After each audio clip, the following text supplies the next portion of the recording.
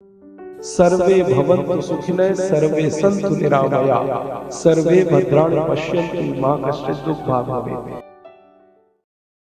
कि आपके घर में पानी भरने का तो घड़ा है ना मिट्टी का, उसमें सुबह सुबह चूना डाल दो, सब लोग पी लेंगे तो चक्कर ही खत्म हो गया ना। आप रोज मिट्टी के घड़े में पानी भरते हैं, पानी भरते ही थोड़ा सा चूना डाल दो, दिन भर वो पानी कोई भी पिएगा, सबके शरीर में चूना जाएगा, सबके काम आएगा। कितना डालें? अगर 15 लीटर का घड़ा है, 15 लीटर का, तो उसमें कम से कम 5 ग्राम चूना डाल दो। 20 लीटर का है तो 6 से 7 ग्राम चूना डाल दो, और 30 लीटर वाला घड़ा है सबसे बड़ा, तो उसमें 10 ग्राम तक चूना डाल दो।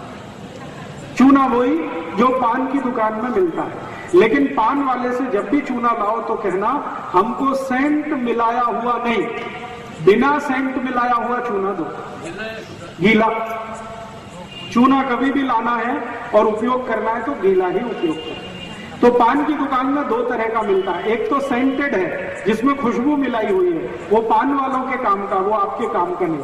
आप उनको बोलो बिना सेंट मिलाया हुआ दे दो, वो आप ले आओ। और अगर पान की दुकान में ना मिले तो बाजार से सीधे चूने का पत्थर खरीद लाओ, पानी में डाल के 2-4 दिन उसको छोड़ दो, 2-4 दिन में पानी ऊपर आ जाएगा, चूना नीचे बैठ जाएगा। इस पानी को हटा दो, चूने को उपयोग करना शुरू कर दो। और चूने की कोई एक्सपायरी डेट नहीं है और चूने का कोई साइड इफेक्ट नहीं है। हाँ, एक चीज आप ध्यान रखना जिंदगी में हमेशा, आप में से किसी को भी अगर पथरी का रोग है, गॉल ब्लैडर में पथरी बनती है, किडनी में पत्थर आता है, इनको कभी भी चूना नहीं खाना है। चूना नहीं खाने वाले एक ही कैटेगरी के मरीज हैं जिनको पथरी की शिकायत है, गॉल स्टोन में या तो किडनी।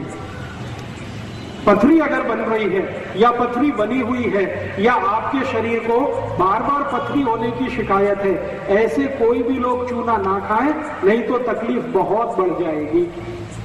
बाकी कोई भी खा सकते। गीला चूना महीने 2 महीना 3 महीना कभी भी खराब नहीं होता, पानी डालते रहिए, चूने का उपयोग करते रहिए। लेकिन मेथी और साथ में खा। हाँ, 1 मिनट बात करता हूँ इस पर थोड़ी देर, दूध और दूध के पदार्थ। जी, मेथी का अगर प्रयोग कर रहे और साथ में चूने का, अगर आपकी उम्र 70 वर्ष के ऊपर है तो आप मेथी और चूना दोनों साथ में प्रयोग कर सकते हैं। दोनों के बीच 1 तास का अंतर रखें। लेकिन 70 से कम उम्र है तो दोनों में से कोई एक ही आपके लिए अच्छा है। चाहे चूना ले लीजिए, चाहे मेथी का दाना ले लीजिए। आप चाहें तो दोनों ले सकते हैं। कैसे? थोड़े दिन मेथी का दाना ले लीजिए 1 महीने, फिर 1 महीने चूना ले लीजिए, फिर 1 महीने मेथी का दाना, फिर 1 महीने चूना, तो जिंदगी की सब बीमारी चली जाएगी। जी, पान के साथ जरूर खाइए, लेकिन उसमें कत्था मत लगाइए। चूने का पान खाइए, कत्था मत लगाइए, तो वो चूना भी आपके लिए बहुत उपयोगी है। पान खाइए चूने वाला, कत्था मत लगाइए। कत्था और चूने का दुश्मनी है, इसलिए कत्थे के साथ कभी भी चूना नहीं खाना। कत्था चूना दोनों साथ नहीं खा सकते। आयुर्वेद में निषिद्ध है, खाली चूना खा सकते, कत्थे के साथ। जी,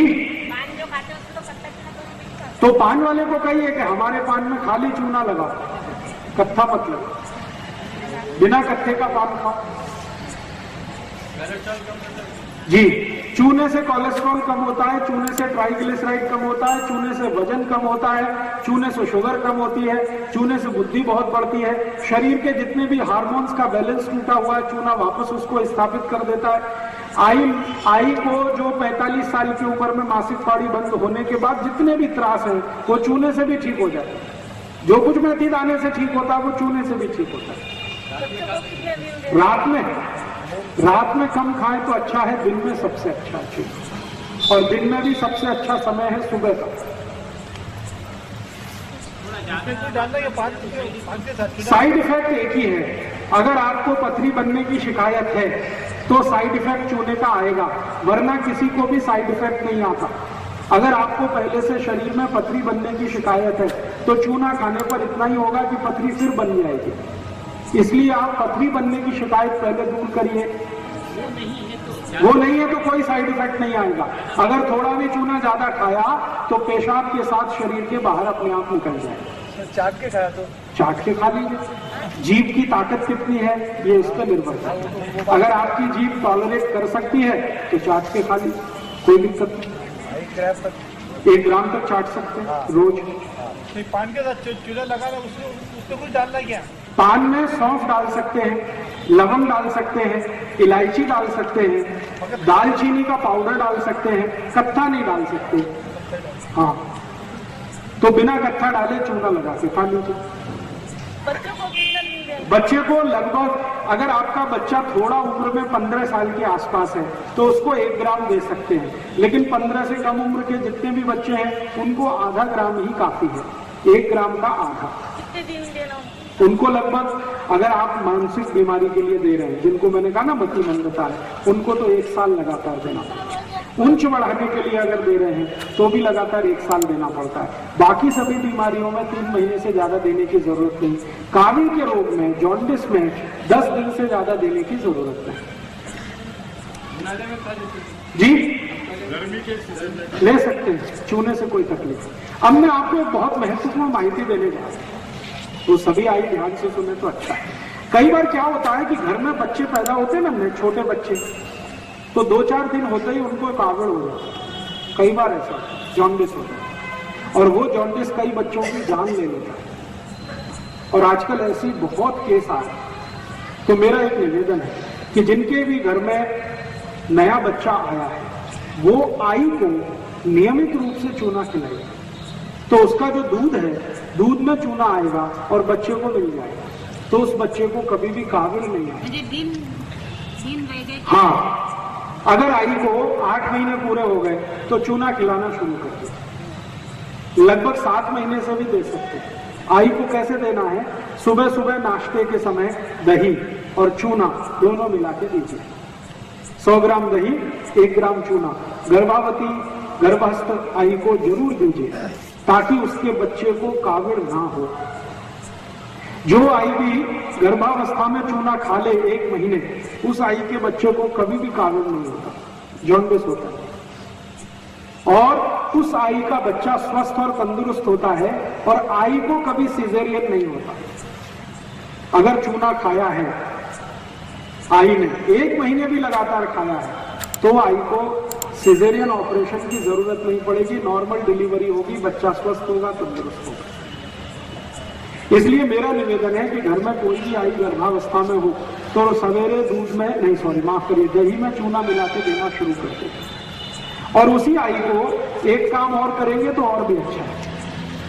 सवेरे तो दही और चूना देना और रात को उस आई को गाय का दूध और तूप मिला के देना। गाय का दूध और उसमें मिलाया हुआ तूप, 1 गिलास दूध में कम से कम 2 चम्मच तूप रात को देना और सकाड़ी दही और चूना देना, नहीं तो ताक और चूना देना।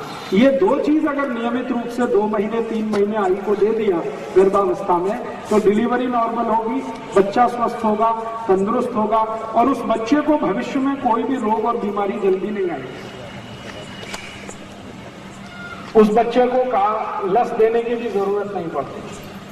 ये जो पोलियो का लस देते हैं ना, हेपेटाइटिस बी का लस देते हैं, जो बच्चों की आई ने चूना खाया है गर्भावस्था में, उन बच्चों को कोई भी लस देने की जरूरत नहीं होती। उनका शरीर का रेजिस्टेंस पहले से ही इतना अच्छा होता है कि कोई भी बीमारी को वो झेलने की ताकत पहले से रखते हैं। मैंने ये प्रयोग 100 आई के करके देखा पिछले 6 साल और उन सभी के बच्चे बिना सीजर हुए हैं, बच्चे तंदुरुस्त हैं, स्वस्थ हैं। किसी को भी पोलियो वैक्सीन नहीं दिया आज तक। कोई बच्चा उसमें 2 साल का है, कोई 3 साल का भी है। और 3 साल की उम्र में जो बच्चे हैं उनका IQ माने बुद्धि इतनी तेज है कि कक्षा 1 और 2 के बच्चों को भी मात करते हैं। उनमें से एक छोटी बेटी है, अकोला में है, उसका भी एडमिशन कराया 3 साल की उम्र में, तो उसके स्कूल की प्रिंसिपल बोलती है कि इसको 3 क्लास के बच्चे से भी ज्यादा ज्ञान है। अभी उसका एडमिशन KG में हुआ है। इतना IQ तेज है, रिसेप्टिविटी इतनी तेज है। और ये सारा का सारा प्रभाव है चूने का। वो आई ने गर्भावस्था में नियमित रूप से 4 महीने चूना लिया है, उसकी बच्ची बहुत ही स्वस्थ तंदुरुस्त है, कभी दांत निकलते समय बीमारी उसको हुई नहीं। बच्ची को सर्दी जुकाम आज तक 3 साल हो गया, कभी आया नहीं उसको, बुखार को भी हुआ नहीं। पूरे अकोला शहर में चिकनगुनिया हुआ, उस बच्ची को नहीं हुआ, उसकी आई को भी नहीं हुआ। जी क्या बोला? सर्दी सर्दी सर्दी, जिनको बार बार सर्दी होती है, बार बार सर्दी होती है, ऐसे बच्चों को भी चूना दीजिए। तरीका वही है, पानी में मिला के, नहीं तो दही या ताक में।